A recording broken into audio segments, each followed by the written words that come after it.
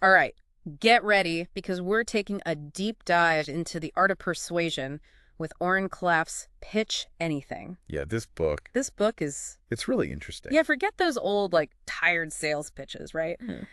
This book really dives deep into the psychology of how to win people over. Oh yeah, it throws out the window all of those old school sales tactics that feel so pushy and transactional. I've always felt kind of icky about those hard sell techniques. Why? It just feels so inauthentic. Yeah, But this seems to offer something more nuanced, almost like a psychological approach? absolutely. And the core concept that drives everything in the book is frame control. Oh, It's all about setting the stage so people don't just hear your pitch. right. They actually want what you're offering. Frame control, huh? That sounds powerful. It is. So how does it actually work? Well, imagine for a second that our brains are like these supercomputers constantly processing information. Okay. But there's a catch. There's this primal part of our brain, what Klaff calls the crocodile brain, Crocodile brain. that acts as a gatekeeper. Oh, It filters everything through a lens of survival instincts and emotions. so you're saying logic and reason take a back seat to our gut feelings. They do. It's almost like when you see a spider and you jump back before you even have time to think. Exactly. That's your crocodile brain in Yeah. action. Oh, wow. And guess what? It plays a huge role in how we react to his. So how do we get past this crocodile brain and make sure our message is getting through? That's where frame control comes in. Okay. It's about understanding how these frames, these mental filters that we all have, Right. shape how we see the world. Oh, And if you can control the frame, right. you control the narrative. I'm starting to see how this could be a game changer. It is. Can you give me like a real world example of frame control in action? Absolutely. Klaff uses this brilliant example from the 1984 presidential debate Oh, yeah. between Ronald Reagan and Walter Mondale. Oh. Reagan, being the oldest president at the time, was facing a lot of questions about his age. Mm-hmm. But during the debate, he completely reframed the issue. Oh, yeah, I remember this. He said something like, I will not make age an issue of this campaign. I am not going to exploit, for political purposes, my opponent's youth and inexperience. Exactly. With that one statement, Wow. he flipped the script. He did. Instead of being seen as old and out of touch, he positioned himself as the seasoned, experienced leader. Wow. That's frame control at its finest. That is really powerful stuff. It is. So we need to appeal to the crocodile brain and master frame control. Yep. What else does Klaff have in store for us? Well, he talks a lot about these things called beta traps, Beta track. which are these subtle things that can actually undermine your position of power without you even realizing it. Beta traps. Sounds sneaky. Tell me more. Yeah, think about those everyday situations where you feel like you're being led instead of leading. Okay. Like when you're stuck waiting forever at a restaurant, while others seem to get seated right away. Or when you're bombarded with forms to fill out Ugh, yes. before you can even explain why you're there. Right, exactly. I hate that. Those are classic beta traps. Okay. They subtly put you in this one-down position, Oh. making you seem less important or less in control. Okay. And these traps can pop up everywhere, Right. especially during a pitch. So how do we avoid falling into these beta traps and maintain control of the interaction? Well, Clef gives us a bunch of strategies for recognizing and sidestepping them. Okay. But the key is awareness. Mm-hmm. Once you know what to look for, Right. you can start to assert yourself more effectively Okay. and avoid being pulled into those submissive roles. So this is all starting to make sense. Good. But I have to admit, the idea of manipulating these social dynamics feels, I don't know, a little manipulative. Yeah, I hear you. Yeah. But I think it's important to remember that Clought's approach isn't about being sneaky or deceptive. Right. It's about being aware of the unspoken rules of social interaction Okay. and using them to communicate more effectively. So it's more about being strategic and intentional with Yeah. how we present ourselves and our ideas. Exactly. Okay, that makes me feel a lot better. Good. So we've got the crocodile brain, frame control, and beta traps. Yep. Where do we go from here? Now it starts to get really interesting. Oh, good. Clough introduces some advanced techniques for taking frame control to the next level. Okay. And one of the most intriguing is the intrigue frame. Intrigue. Now you've got my attention. Tell me more. The intrigue frame is all about piquing people's curiosity Okay. by strategically withholding information. Hmm. Instead of laying all your cards on the table right away, Right. you offer just enough to spark their interest and make them want to learn more. It's like a cliffhanger at the end of a movie. You got to know what happens next. It is. Yeah, but how does that actually work in a pitch? Let's say you're pitching a new product. Instead of immediately diving into all the features and benefits, Right. you might start by hinting at a problem that your product solves, but without revealing the solution right away. Oh, okay. This creates a sense of mystery and anticipation. So you're making them work for it a little bit. You are. And that makes them more invested. It does. I see. And when you finally do reveal the solution, Yeah. it has a much bigger impact Okay. because they've already been primed to see it as valuable and desirable. This is brilliant. It is. It's like turning the tables on the traditional sales dynamic. Right. Instead of chasing after the audience, Yep. you're making them chase after you. Exactly. And that leads us to another powerful technique, the prize frame. Yes. Okay, the prize frame. I'm all ears. The prize frame is about positioning yourself as the sought-after asset, Okay. the prize to be won. Right. Yeah. Instead of desperately trying to convince someone to buy from you, Right. you subtly convey that you're the one with the valuable offering. It's like playing hard to get in the dating world, right? In a way, yes. Uh-huh. By highlighting your accomplishments, Mm. emphasizing your limited availability, Right. and subtly suggesting that you have other options. Oh, hey. You create a sense of scarcity and desirability. So it's like saying, hey, I'm in demand, and if you want to work with me, you better step up your game. Exactly. I like it. That's a complete power shift. It is. It taps into that deep-seated human desire. It does. We all want what we can't have. That's right. So by making yourself seem less available, more selective, Yeah. you increase your perceived value You do. and make your pitch that much more enticing. Exactly. Okay, so I'm starting to see how these frame control techniques can be applied far beyond just traditional sales scenarios. Absolutely. We could use them in negotiations, presentations, even everyday conversations, really. You're exactly right. The principles of frame control are universal. Okay. It's all about understanding those subtle dynamics of human interaction and using that knowledge to your advantage. This has been really an incredible deep dive into this first part of Pitch Anything. It is a great book. But before we move on, I want to highlight one key takeaway. Okay? Frame control isn't about manipulation or trickery. It's not. It's about understanding how to communicate your ideas with confidence and clarity, Right. and to create a connection with your audience that makes them want to hear what you have to say. Well said. Yeah, so it's about taking control of the narrative and leading the conversation in a way that benefits both you and the person you're pitching to. That's right. We've only just scratched the surface of this fascinating topic. We have. But stay tuned for part 2, where we're going to explore even more powerful techniques from Pitch Anything Sounds good. and learn how to apply them to achieve extraordinary results in every aspect of our lives. I can't wait. Yeah, it's going to be good. Yeah. So, welcome back to our deep dive into Pitch Anything. You know, one of the things that really stood out to me in the first part was this idea of radiating confidence, almost like a star. Oh, yeah. Clef calls it local star power. Yes, local star power. It's about captivating your audience, becoming the center of attention, Right, but not in a showy, arrogant kind of way. right. It's more about having that magnetic quality that draws people in, regardless of the situation. So it's less about like being a celebrity Yes. and more about just having this presence that commands respect and attention. Exactly. And Clef gives us some really concrete tools for cultivating that presence. Okay. One technique he talks about is prizing, Oh, right, pricing. which we touched on briefly before. Yeah, it's about making yourself seem like the valuable asset, Yes. the one to be won over. Yes. But I'd love to hear a little bit more about how we can actually do that. Well, think about it this way. Okay. Most people, especially those in positions of power, Mm-hmm. they're used to being pursued. They're constantly bombarded with pitches and proposals. Yeah, for sure. So if you really want to stand out, Yeah. you got to flip the script. Oh, okay. Instead of chasing after them, Okay. make them chase after you. I like it. And prizing is all about subtly conveying that you're the one with the value.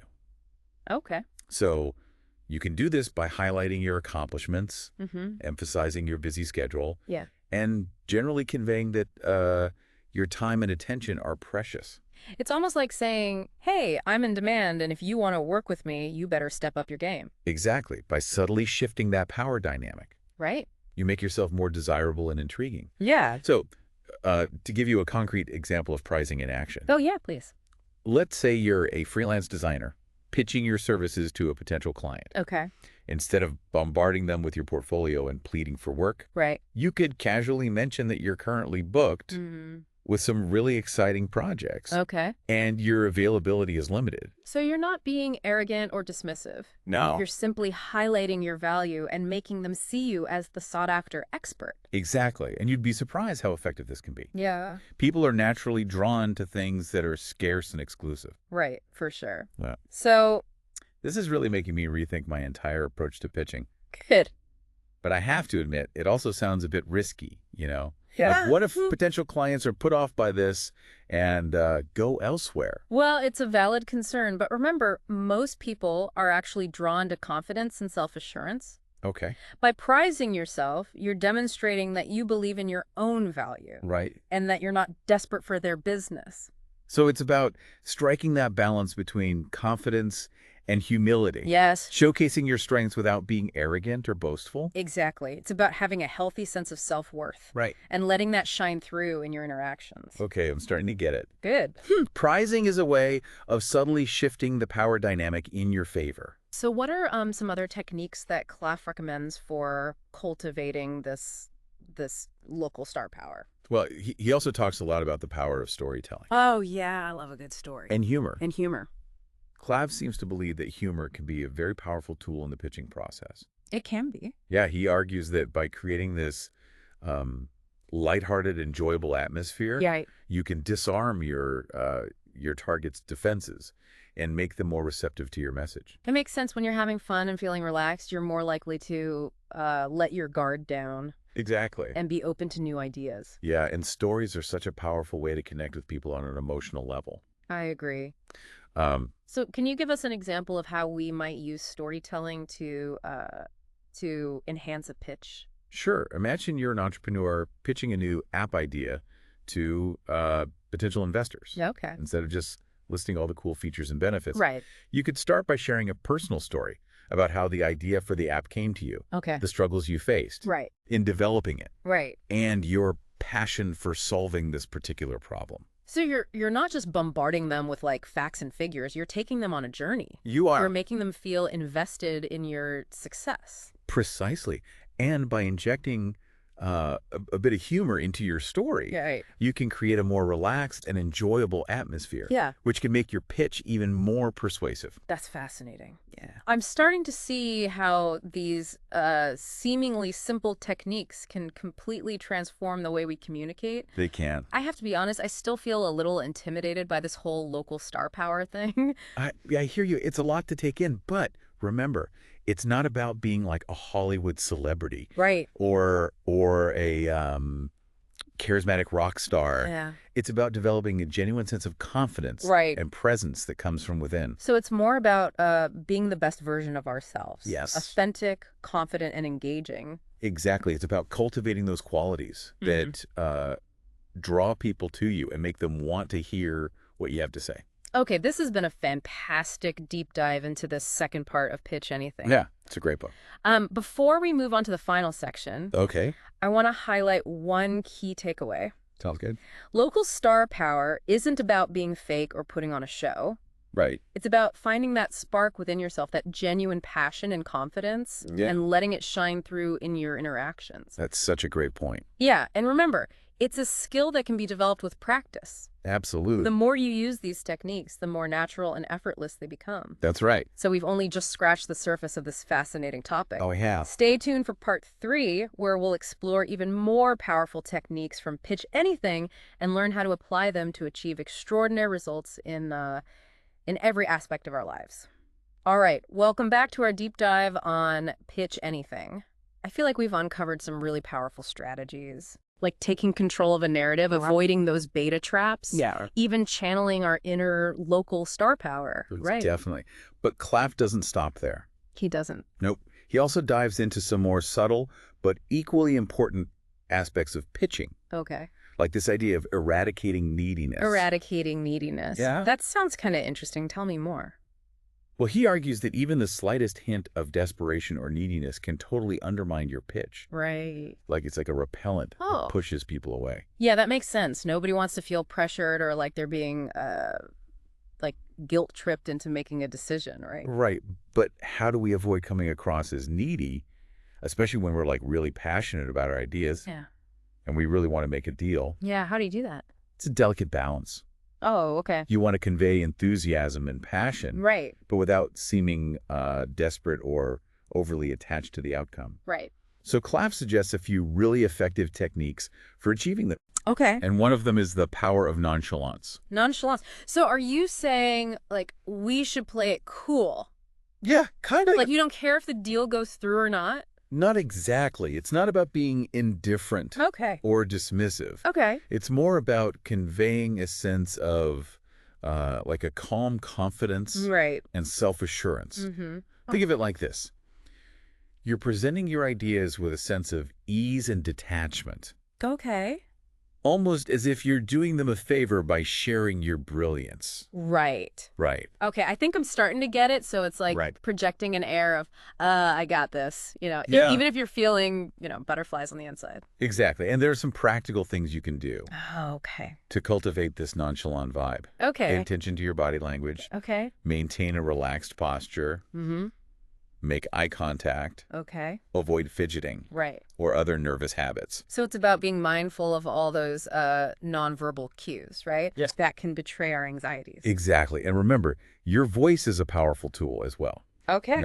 Speak clearly and confidently. Right. Avoid rushing your words Yeah, and- or letting your pitch sound like a desperate plea. Right. Right. Right. This is all making sense. Okay. But I have to ask, Uh. are there any specific techniques for eradicating neediness in the moment, Yes. especially when the stakes are really high? Absolutely.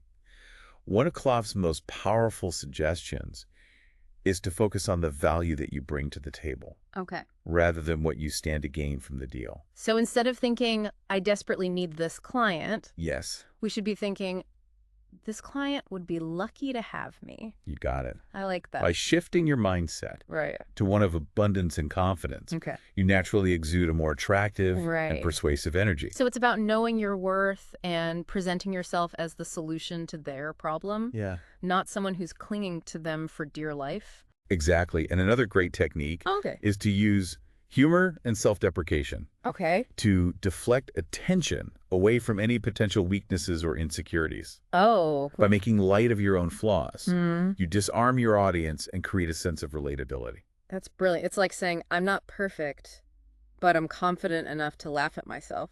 Yeah. That can be incredibly disarming and endearing. Absolutely. Shows you're comfortable in your own skin, Right. not afraid to be vulnerable, Right. which can make you much more likable Right. and persuasive. So we've got nonchalance, focusing on our value, and using humor as weapons against neediness. Uh-huh.